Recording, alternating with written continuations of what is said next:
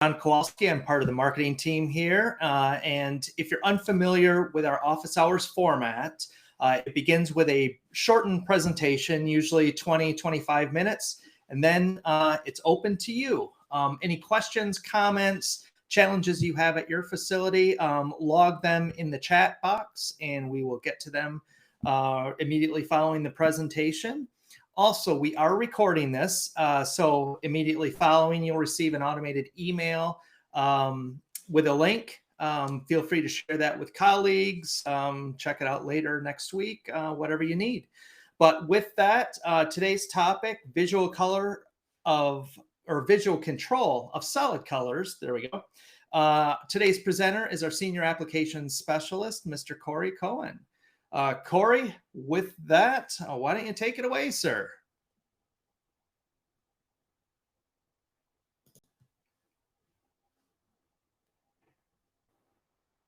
Good afternoon, and welcome to this week's edition of our Office Hours web seminar. So today's topic is indeed visual control of solid colors, or visual evaluation of solid colors. Now, hopefully everyone is familiar with the reasons for why you would want to control solid colors. Consumers associate consistency with quality and all that, and it's going to make them want to buy your products, yada, yada, yada. It's a shortened presentation, so I'm going to skip through that part. But so when it comes to visual evaluation of colors, the reason you might do that, there are two types of color control: visual or instrumental. Instrumental is often preferred because it controls for a lot of different variables having to do with color evaluation, and things can get a little trickier when you do visual evaluation. So we want to make sure that you know what some of the things are that can influence how you see colors visually, and some of the best practices for evaluating colors visually. So when it comes to visual evaluation, one very important thing is, of course, the light source. And so having a consistent light source to view your colors under is very important. So one very popular way to do color evaluations, visual color evaluations, is outdoors. Because you figure, if you step outside, you're under sunlight, and sunlight is consistent. And so that's a good way to evaluate your colors, except sunlight really isn't that consistent. It depends on a lot of different things. It depends on the time of day that you're outside. The spectrum of light that you're getting from the sun is going to be a lot different. For example, at noon, when the sun is very high in the sky, versus at sunset. Also, things like the time of year can affect where the sun is in the sky, or what spectrum you're getting from the sun, the geography, where you are in the world, how much pollution there is, how many clouds in the sky, humidity. All sorts of things can affect the quality of light you get outdoors. So outdoor evaluation, while very commonly done, it's not always the best way to evaluate colors. You really want to be able to better control your light sources. And so inside lighting is very commonly used for evaluating your colors, and those can involve things like fluorescent lamps, tungsten lamps, or LEDs, depending on what light source or illuminant you're aiming for. But again, just because you use the same light source doesn't always mean that everything is consistent. So you really, there are a number of things that you need to control for when evaluating your colors. First, why is controlling these factors so important? Well, here we have an example. We have some different colors, some yellows, some blues, some blacks. And if I look at the blues on the right versus the blues on the left, for example, if I'm evaluating these colors against each other, I personally see the blues on the right as being maybe a bit darker and more saturated or more chromatic than the blues on the left. But if I take away all those distracting lines, I can see that it's actually the same blue. This is not digital trickery. I'm not changing the colors on you. These are the same colors from one slide to the next, the same blues. They are actually the same blue on both sides. It's just the surrounding colors that actually make it look different. So that's one thing you need to control for when evaluating colors is the ambient surroundings can affect how we see things. Some other things that can influence our visual perception. Things like age can affect our color vision, just like with our other senses, our hearing and whatnot. Our color vision tends to degrade over time. We lose our color vision as we get older.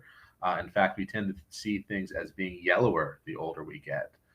So just like with anything else, younger people tend to have better senses, better color vision than older people. Gender can affect our color vision. It is widely believed that women can actually distinguish more colors, more hues than men can, and that has to do with the fact that the genes for color vision reside on the X chromosome, which women get two of, guys only get one. So it's believed that that's the reason women have better color vision. Even our mood can affect how we see colors. We have some colloquialisms for how we're feeling. We say if we're sad, we're feeling blue, or if we're angry, we're seeing red. And in reality, how we're feeling, our mood can actually affect how we are seeing colors. The viewing and illumination conditions, we talked a bit about the illumination conditions, but the viewing conditions are important as well, as far as the distance of the observer from the samples and the angles that you're viewing your samples at. Our ability to remember colors is very poor. So there's an often cited statistic that we can differentiate so many millions of different colors, and our eyes are really very highly tuned devices, and we really can distinguish between millions of different hues, lightnesses, and just different shades of colors. As long as those colors are side by side, our memories for color are actually very poor. So if the colors are touching each other, if they're side by side, we can very easily distinguish between them. But if we were to separate two colors, to say two similar colors that side by side, we can easily see that, okay, one color looks slightly darker than the other color. If we were to separate those two colors and put them far away from each other and look at one and then cross the room and look at the other, our memories for colors are such that we're not going to be able to remember the exact shade. And so we're not going to be able to differentiate those colors nearly as well as when we're seeing them side by side. Color is dependent on surrounding light and background, as we saw. The surrounding colors, the ambient colors, can affect how we see things. And so we're going to show you some tips for how to view colors in the most effective and most consistent way. So here we have some international standards for visual evaluation of solid colors. We have ISO, ASTM, DEN, SAE, that's an automotive standard. You can see the various things that are specified in each standard for viewing these colors according to these standard test methods.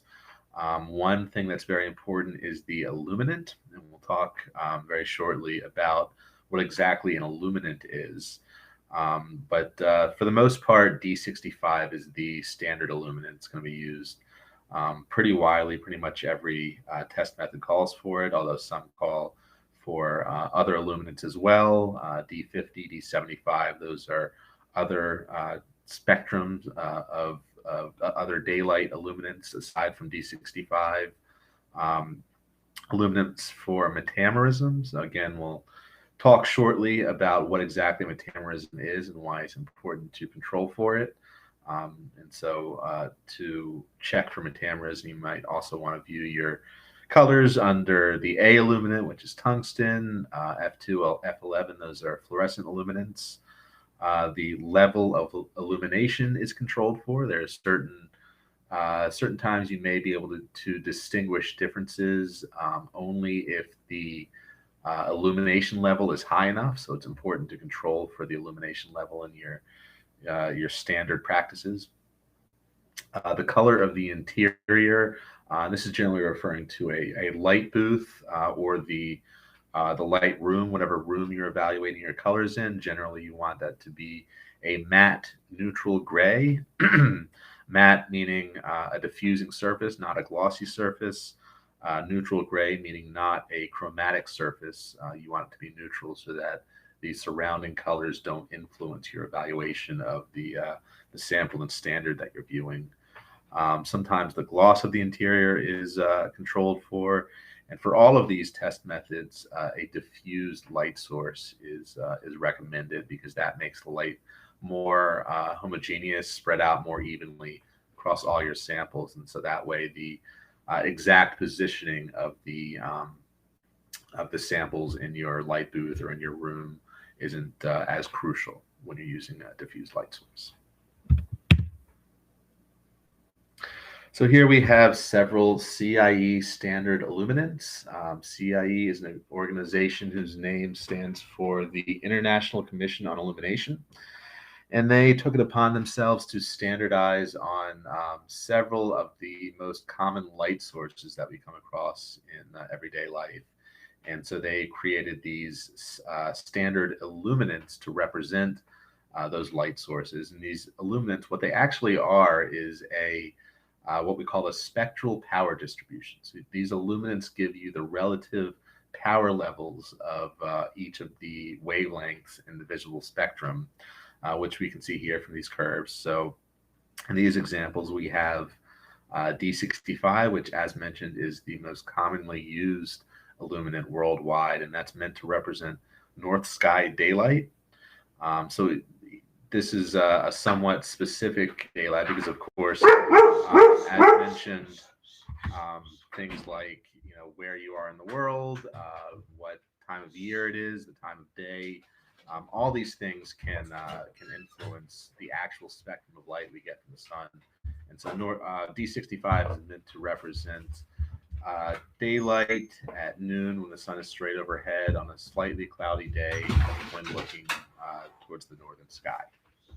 So it's somewhat specific, but as mentioned, there are other D illuminants, daylight illuminants, D50, 55, 75 that represent various other conditions of daylight.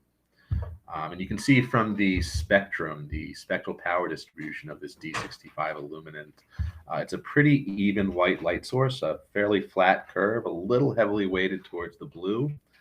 But for the most part, D65 is a very even white light source, which is probably part of the reason that it's so vastly preferred worldwide as the most commonly used illuminant. In the middle there, we have the A illuminant. A represents a tungsten bulb. So those bulbs we no longer really use, but we still make, even in the modern, LED light bulbs that we use, we still try to sort of recreate the spectrum or the hue of this light source. And that's because this tungsten bulb gives off sort of a warm hue that's very heavily weighted towards the yellows and oranges and reds, the longer wavelengths. And we can see that reflected in the spectral power distribution. I don't have my pointer on, do I? There we go. And the spectral power distribution for the A illuminant. And then we have the F2 illuminant, which is one of, again, several different fluorescent illuminants. So this is meant to represent a fluorescent bulb that's commonly used in offices and things like that. And the reason this is important is because things look different under different illuminants. Of course, colors are going to look maybe a bit warmer under a tungsten bulb than they would under daylight at noon. And so it's important to control for things like that. The other reason you want to control for the illuminant is metamerism. So, of course, things are going to look different under different light sources, but the other effect you might have is metamerism, and that's where you have two colors that may match under one light source, but not match under another one. So it's not just that the colors themselves will look different, It's that you could have a match under one light source and not under another. And so in this example here, we have the the spectral reflectance curves for these two colors, and you can see that they're slightly different. And that's okay. There are, for any given color, there are generally a variety of spectral curves that will produce the same colors or the same measured LAB values if you're using a spectrophotometer to measure those colors under a given illuminant. Whenever you measure a color, you select the illuminant. Whenever you view a color, you're viewing it under a given light source. And so under a given light source, those colors might look the same. So in this example, using a D65 light source or the D65 illuminant, these two colors, the sample standard pair, are a pretty good match. But if we switch to the A illuminant or the A light source, that is much lower in the shorter wavelengths and much higher in the much more weighted towards the longer wavelengths, now we're seeing a difference. We're seeing where these differences in this spectral curve are exacerbated by the differences in the light source, and so we're seeing a mismatch now under this light source, and so this is referred to as metamerism. And here are some examples of metamerism. We have these two samples or a standard sample pair, which again under daylight seem to be a pretty perfect match, very, very close. But if we switch to a tungsten bulb, again, they're a mismatch.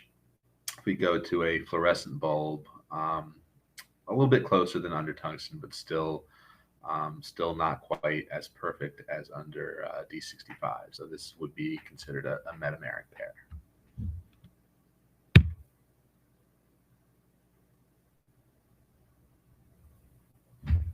So some recommendations for visually evaluating your colors. First, again, you want to define your light source or your illuminant. And there are a variety to choose from. You might, again, want to choose several just to check for metamerism, just because your standard sample pair match under one light source does not necessarily mean they'll match under another. And that's important to check for, especially when dealing with different colorant systems. Different pigment systems tend to produce metameric pairs. So it is very useful to check for your colors under different light sources. Diffused illumination, again, just to make sure things are a bit more homogeneous, so that you're seeing your two colors side by side in the same way. One of your samples isn't getting more or less light than the other. When doing outdoor evaluations, it is recommended to do those during the midday hours when the sun is highest in the sky. Generally between about 10 a.m. and 2 p.m. is recommended. You want to view your samples at a distance of about 1/2 meter, and that corresponds approximately to the 10-degree observer. So this is you might notice a setting in your spectrophotometer. You can choose either the 2 or the 10-degree observer. It has to do with the sensitivities of the color detecting apparatus in our eyes. If you want to know more about what exactly the 10-degree observer is, I would encourage you to view one of our web seminars on the basic building blocks of color. You want your viewing to be at 45 degrees if your illumination is perpendicular, or vice versa. So basically you don't want to be viewing your colors at the specular angle, which is where you would measure gloss or where you would see glare. You want to be viewing your colors at a diffuse angle. And when we describe color differences, we typically describe them in order of hue, then chroma, then lightness. And this is because this is in order of our sensitivity to those three things. We are most sensitive to shifts in hue, and that would be shifting the actual, if you imagine the color wheel, say you're evaluating some orange colors, and maybe some samples look a little more yellow and some samples look a little more red. We would refer to that as a hue shift, and that our eyes tend to be very sensitive to shifts in hue. And so that's typically what we would specify first, what we would describe first when describing differences in color between standard and sample.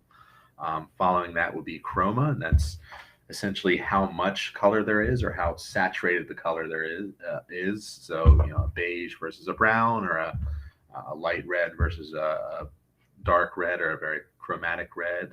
That's chroma. And then finally, lightness, just how light or dark your color is, tends to be last in the list because we are least sensitive to shifts in lightness. So as mentioned, when viewing your colors, here we have some nifty diagrams to help you understand what it is exactly I was saying. So if your illumination is perpendicular to the surface, you want your viewing to be at 45 degrees. If the illumination is at 45 degrees relative to the surface, you want your viewing to be about 0 degrees. So a diffuse angle rather than a specular angle. If the observer is looking here, you would just see glare, whereas at a diffuse angle, this is where we want to evaluate color.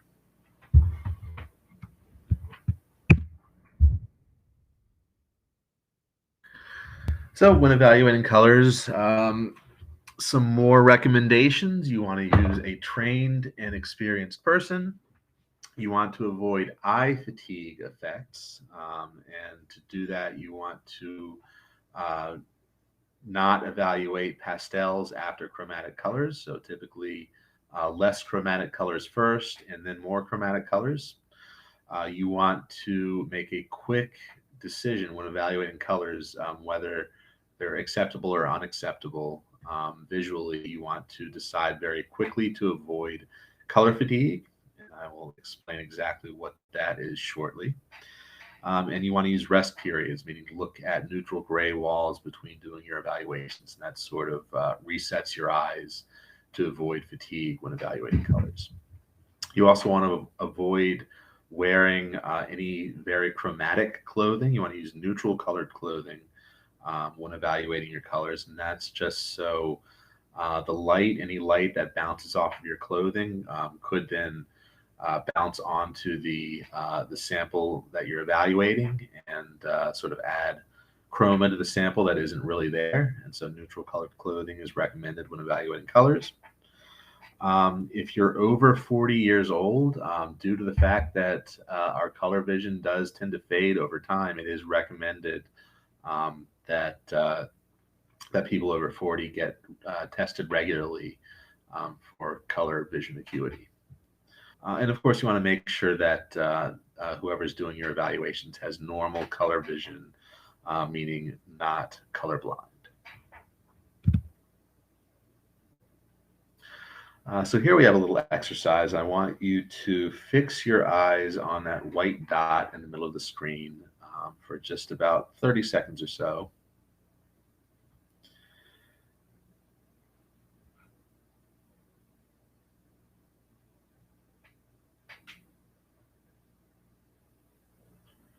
Try to keep your eyes fixed in the middle.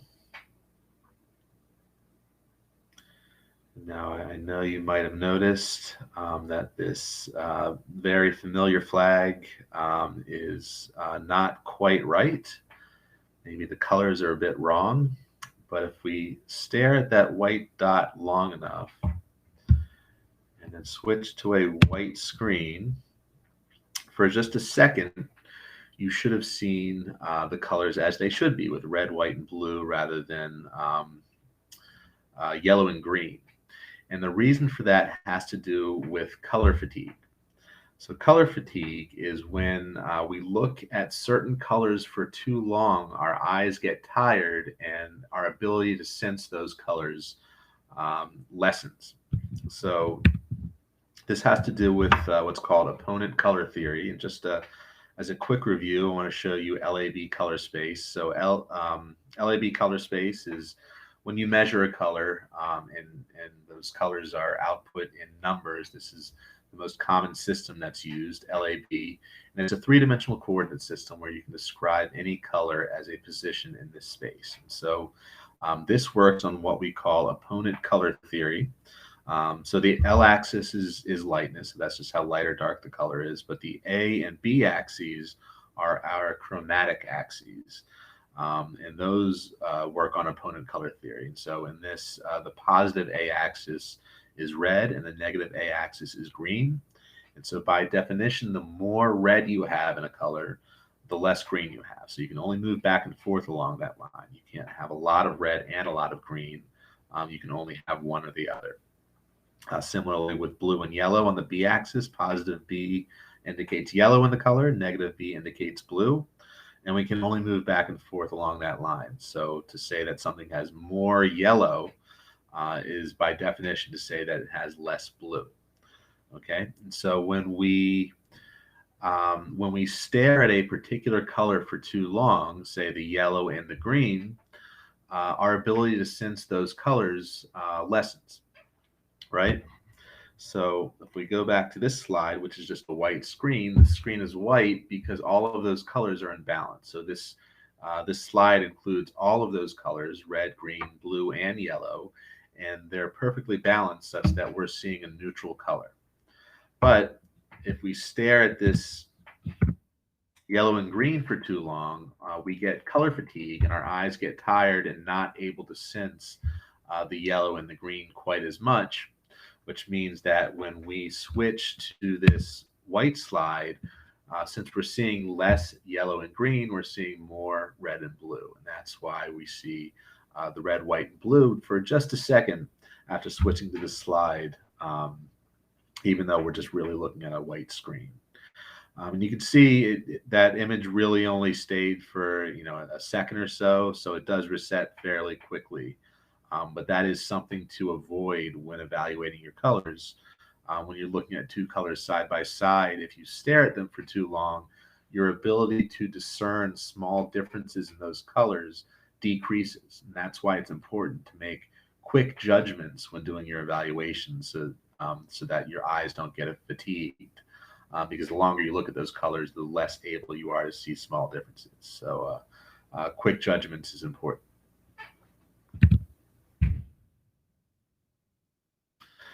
Here we have some tests for color vision. This is Ishihara Test for color deficiency. This is a test for color blindness.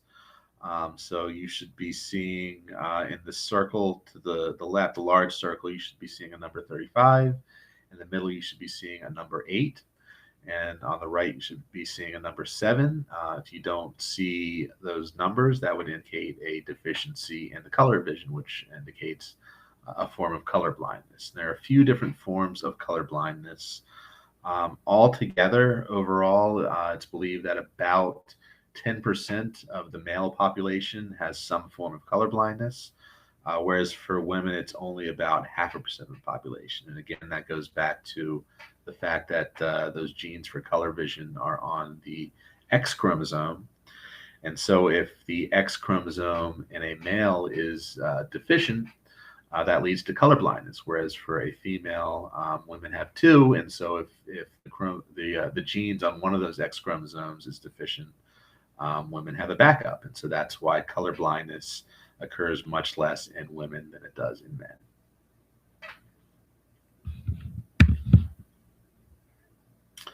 Another color acuity test. This is called the Farnsworth 100 Hue Test, and the idea is that you have a series of colored circles, 100 total, split into 4 sets. And for each set, you have a very, very gradual progression from one color to the other.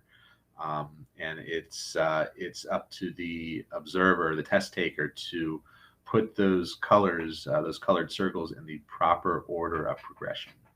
And this is an indicator of how good a person's color vision is. And so in industries or companies where having good color vision is very important, often this test will be done yearly or sometimes every 6 months. Particularly, again, this is important for older people whose color vision may be fading. Now, when doing color evaluations, we do recommend doing them with a standardized light source, meaning a light booth. But not everyone has a light booth. And so if you are doing your evaluations without a light booth, if you're doing them indoors, the recommendation is to try to find a north-facing window, use uncluttered neutral surroundings.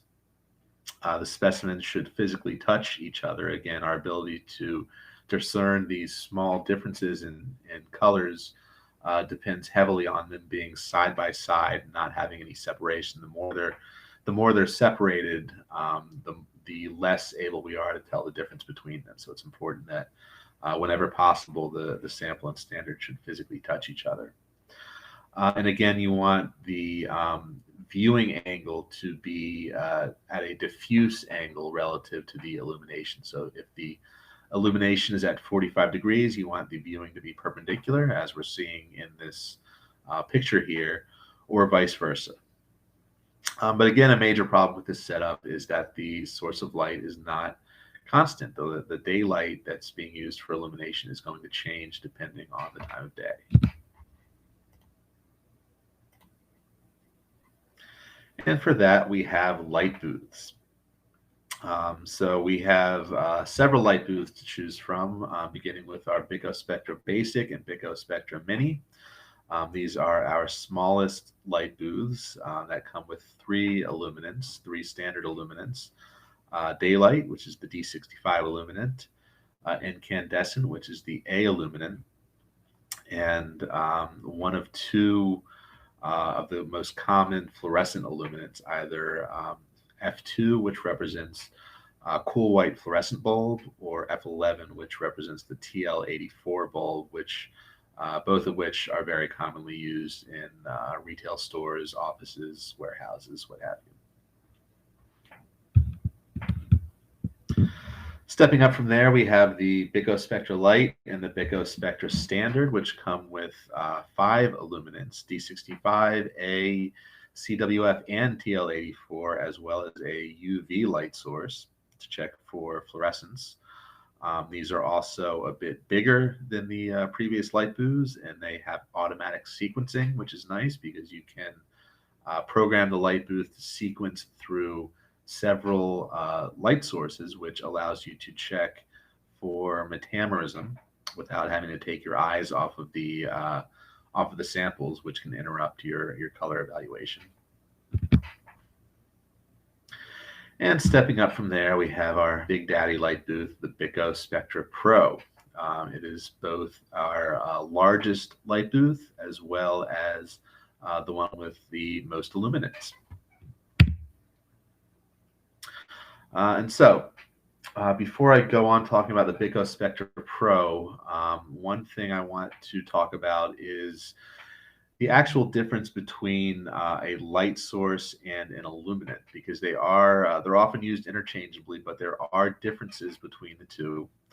A light source is a physical object that emits light, like a lamp or the sun, whereas an illuminant is a set of numbers. Right, so the illuminants have been standardized by CIE, and they give us the relative spectral power distribution for these various light sources. So it's a spectral curve. It tells us how much of each wavelength is present in the light source. But the illuminant is theoretical. It's a set of numbers, whereas a light source is an actual physical thing.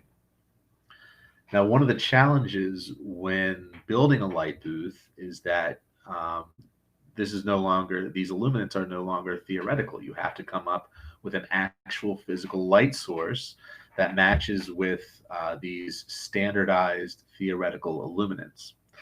And now, for the most part, that's pretty easy because, for example, if we're trying to represent the A illuminant with an actual light source, well, the A illuminant was based on a tungsten bulb, so we can just use a tungsten bulb. Same with the F2 illuminant. That's I believe that's the CWF light bulb. That illuminant was based on CWF. And so we just stick a cool white fluorescent bulb in our light booth, and we get a light source that matches that spectrum pretty perfectly.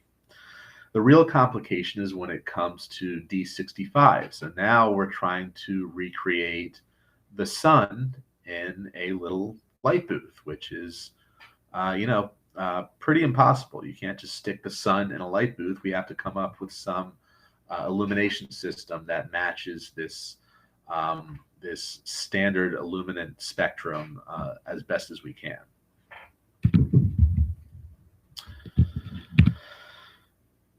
And so in lower cost light booths, which we're seeing to the right, those use fluorescent tubes to approximate that D65 illuminant. And here in this curve over to the right, you can see the actual spectrum of light that comes from one of these fluorescent tubes. That's the black curve versus the red curve, which is the theoretical D65 according to CIE. So it's pretty approximate. It's not a perfect representation, but what we did with the byko-spectra Pro to improve that spectral curve, this uses a set of halogen lamps with a blue filter and an LED array to much more perfectly match that actual D65 illuminant with a physical light source. So you can see here on the left the actual spectrum of light emitted by the byko-spectra Pro for the D65 illuminant. That's the blue curve versus the red curve, which is the theoretical D65 as put out by CIE, and the match is much better than you get with a fluorescent tube. And the way we evaluate that is with the visible range Metamerism index. So you take a pair of metameric colors, two colors that match perfectly under a theoretical perfect D65 light source, but the further you get from D65, the worse a match it's going to be. And so what you do is you measure the actual spectrum of light that's emitted by the light booth, and use that to calculate the color numbers for the two samples in this metameric pair, and then use that to calculate the color difference between them. So the smaller the color difference between that metameric pair, the more perfect that D65 light source is. And so here we have a ranking for light booths based on that visible Metamerism index. If the color difference between those two samples under a given light source is between 0 and 0.25, it's referred to as a Class A light booth. And so after testing 100 different byko-spectra Pro units, we found that the visible Metamerism index falls between 0.07 and 0.1A, which classifies the byko-spectra Pro as a Class A light booth.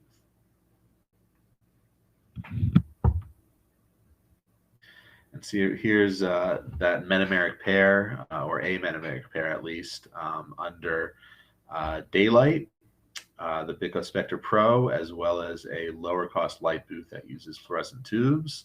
Now you'll note that this picture taken under daylight, even this is not a perfect match, because again, that D65 illuminant, those were taken under very particular conditions, in a particular place, on a particular day, at a particular time, with a particular amount of pollution in the air. All that stuff influences it. So at a certain point in time, the spectrum of light coming from the sun perfectly matched that D65 illuminant.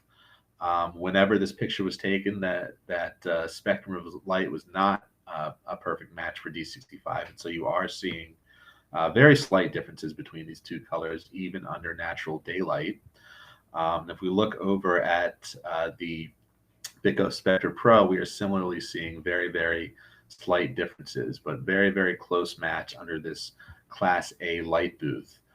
Whereas if we look at one of these lower cost light booths, a Class B light booth, we're not getting nearly as good a match, which for this metameric pair, which indicates that the light source isn't nearly as close to D65 as for the byko-spectra Pro.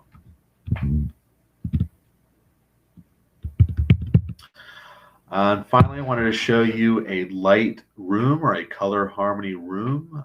So this light booth, the byko-spectra Pro, Can be used either as a booth or a luminaire, meaning it can be suspended from the ceiling and used as an actual light source in a light room. And so there are companies that will build these entire light rooms using an array of these byko-spectra Pro luminaires, and that way you can drive an entire car or whatever you want, boat, what have you, into this room and view it under these various lighting conditions. So you can see these different light settings for these byko-spectra Pro luminaires.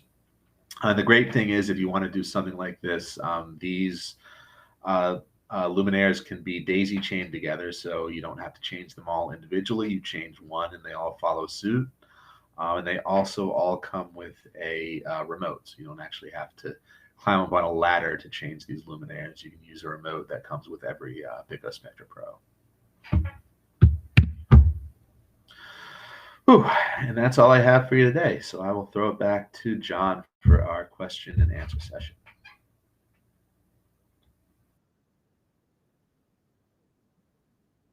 If you have any questions, please log them in the chat box down in your bottom right-hand corner, and we'll get to them. One question that came in, I'm helping plan a subjective color study for our organization. Where could we get calibrated lights for D65 illumination? I believe I just answered that. Yes. You're going to want a light booth, and you're definitely going to want the byko-spectra Pro for the for the best D65 illuminant. That's awesome. Awesome. Thank you. And also, you mentioned the color vision tests. I myself took the Farnsworth Munsell test, several years ago. And it was really shocking that, I can't discern between the dark blues and the purples. And, I'm not doing color evaluations like everyone on this call, but even for printing press checks for brochures and things like that, I can't trust my physical eyes. So it's probably time for me to take another one and see how worse my eyes got. But it's definitely worthwhile to, get a test like that to make sure you actually are seeing colors visually. Another point too, maybe you can elaborate on, Corey, I think you touched on it, is, the angle, the 10-degree observer angle that you're simulating when you're, physically looking at a sample. If it's a vehicle or if it's a larger part, make sure you're standardized on how far, is there a specific spot that you stand on every single time you're looking at it, so you can, see that accurately. And is there a team of people looking at it? Because different heights of people will adjust that angle that you're looking at it. And also, if you're collaborating with folks around the globe too, looking at something, in Shanghai sunlight versus, Germany sunlight versus US sunlight, it's going to be different. The sun's going to be a different angle. So those are all things to be careful of and to, monitor, when you're doing that. Is that correct? Do you need to elaborate on that? Yeah, I think you covered it. Just, I'll throw out the term that we use ad nauseum here at BIC, which is apples to apples. Really, you just want to control for as many different variables as possible, so you know that when you're seeing color differences or any sort of visual difference from sample to sample or between sample and standard, that they are actual differences and not due to the evaluation conditions. Yep. Perfect. Yes, the recording, got a note, the recording will be sent out immediately after this webinar ends. You'll receive an automated marketing message with that link. Feel free to share it with colleagues and whoever you like there. Also, after the fact too, if you have any questions or if you think of something that didn't get answered, feel free to hit reply to that automated message. It will come to myself or someone on my team, and we'll route it to Corey or one of the appropriate regional representatives. Also on the screen now, you see Corey's email, talking for Corey, but feel free to email him with any questions. He'd be happy to help you, as would anyone here at BIC. Another question from Diane here. Do you modify your viewing angle for textured parts? No. Definitely still a diffuse angle is best. 0-degree illumination, 45-degree viewing, or vice versa. Just again, try to be as consistent as possible. Yeah, I think that's the key for a lot of this stuff, whether it's visual analysis or if you're using an instrument, be standardized in your process, because then that really lets you get those repeatable results.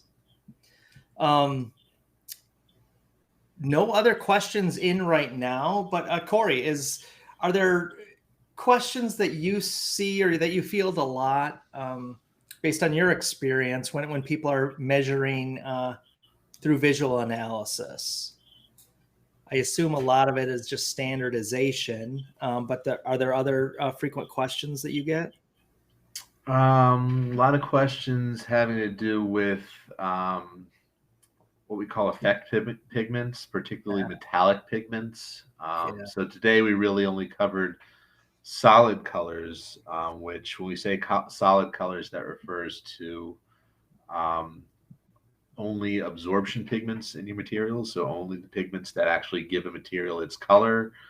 No special effect pigments like aluminum flake or pearlescence that can cause a color changing effect or a light dark flop effect. But if you are dealing with any other type of pigments, it really is important to evaluate your materials under or at different evaluation angles, because just like with metamerism, how you can have a match under one light source but not under another, when you're dealing with some of those special pigments, it is possible for them to be a perfect match at one viewing angle but not under another. So it's important that you look at your colors at different angles to make sure they match all of them. Is metamerism more prevalent in effect coatings as opposed to solid, or is it just kind of across the board and dependent upon what pigments are in your coating? Yeah, I wouldn't say they're any more or less prevalent in effect coatings versus solid. Really, again, it has to do with the pigment system you're using and whether, particularly in cases where you have multi-component products that may be, you may have different parts that are manufactured in different places. Maybe you have, a refrigerator, a vacuum cleaner, where you're going to have, one company doing certain parts in their plant in one location and another company doing different parts at another location. They might not be using the same type of paint or the same pigments. And that's really where you see sources of metamerism. So particularly in those cases where you have different parts manufactured separately and then put together in the end, that's where it's really important. You're going to want to view the product under different light sources to make sure that you're not getting metamerism. Okay, good to know. Any other questions out there? Like I said, you'll get the recording immediately following this presentation. We try and do office hours at least once a month. The next one we have scheduled for May 18th, and that's on physical testing and field testing. You'll receive an invite to that more than likely the week before. We also have other full web seminars that take up a good 45-50 minutes as well. But we have a little bit of time left here. If there's anything we can assist with, now's your chance. If you want Corey to elaborate on anything he presented, or if you're experiencing a challenge at your own facility with a certain type of part, we'd love to help. So we'll just give it a couple more minutes here, see if anyone has any questions coming in. I had to laugh, Corey, while people are thinking about any questions, I had to laugh when your dog started barking. Mine went crazy on this end too. Like this chain reaction. Oh, that's funny. Yeah. So shoot. Well, that might be it, unless someone sneaks in under the wire. But like I said, you'll get a link to the recording. If you have any questions after the fact, or if you're looking at the recording later, or any of your colleagues look at it, feel free to hit reply or to ping any one of us. We can route you to the right person based on your need and help you out there. So with that, I think let's wrap up. And I just want to thank you, Corey, for the time, the expertise, as always. Great stuff. Thank you, everyone, for attending. Hope you learned something today. And we look forward to seeing you on a future web seminar by Big Gardener. Thank you. Thanks, everyone. See you.